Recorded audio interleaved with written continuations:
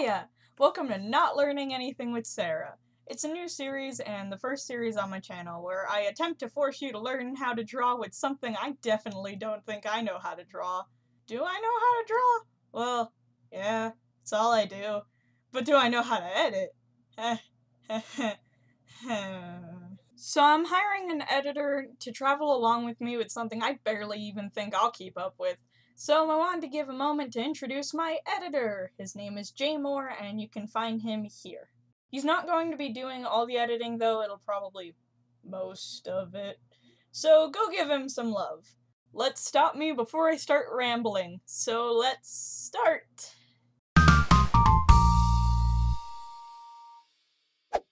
Like I said before, welcome to Not Learning Anything with your host, me, Sarah, the show where I attempt to show you how to draw things I barely even know how to draw myself. Today's episode is on dresses and frills. Let's go! Dresses! Those weird flowy things attached to girls' bodies. Maybe it'd be easier just to not draw them. But don't you want to show off them thighs? Hell yeah, you do. So obviously we can't just keep giving girls stiff t-shirts. I'll show you how to draw those.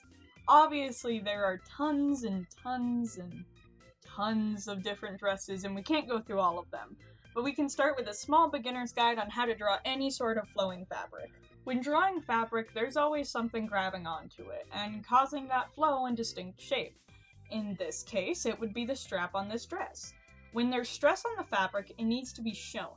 Physical objects have to be shown to react to such things. So you'd need to add some lines to indicate said stress. Enough to show that something's tugging at it, but not enough to show the amount of stress on my mental state.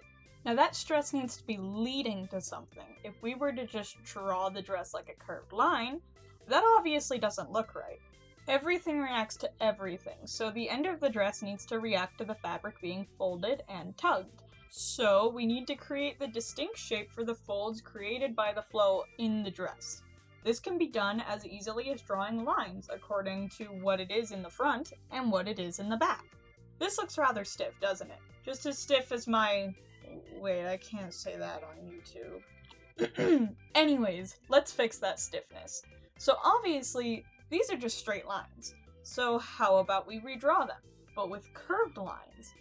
Now try making the flow a little more free, a little less orderly. See? Now you've got it.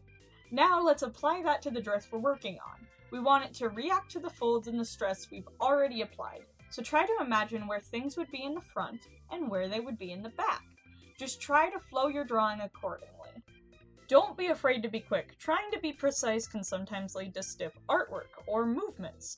Obviously, don't be afraid to erase or Control-Z either. I won't lie, I always keep one hand on my tablet and the other on the undo button. Now, applying this rule to other dresses should make things much easier. How many folds and how much stress all depends on the dress. Never be afraid to have references pulled up to help you learn how these dresses work in the real world, as that's what we're trying to mimic. Try to figure out both where those flows are and where your eye line is, or the point where the viewer can see. You have to figure out whether your viewer should only be able to see the flows, or if they should be able to see under the flows as well, or the back of the fabric. It all depends on the dress, and if I were to go through as many as I could, we'd be here forever. I still want to cover another thing very close to both dresses and my heart. So let's move on to our next lesson in this episode. So, moving on to something that a lot of dresses have, and is honestly the one thing I always want to drag my fingers through, we're going to talk about frills! This part of the video is going to be the easiest because they follow practically the same rule as dresses, just on a much smaller scale. A dress has a bit of a long design, with a decrease in the stress the lower you go. Frills, when attached to something, are very short, yet the stress is large, as it ends very close to its beginning. Its stress is practically constant, just like the stress of our impending doom. So, we take the lesson that we learned before about lines affecting folds in fabric. The folds are going to be much closer than before, but still relatively following the same rule. Of course, with any rule in art, you can add a creative aspect.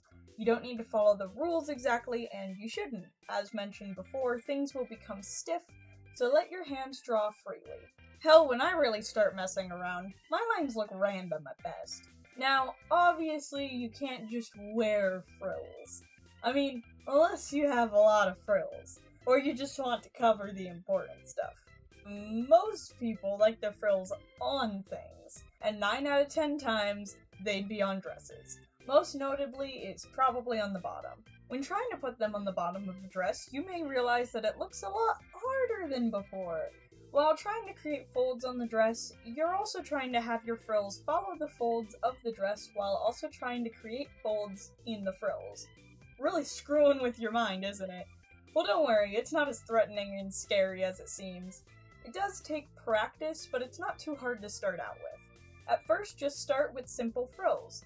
Then once you become comfortable, you can start to work on making them flow with the dress. Don't let things that look difficult scare you. And definitely don't be scared to be sporadic with your movements when you become comfortable.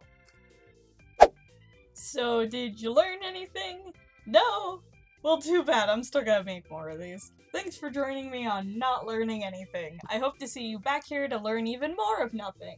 And thank my editor Jamor for helping both editing my script, editing my audio, and editing the video. Go look at him, please. He is amazing and a good friend. Now, how do I end this?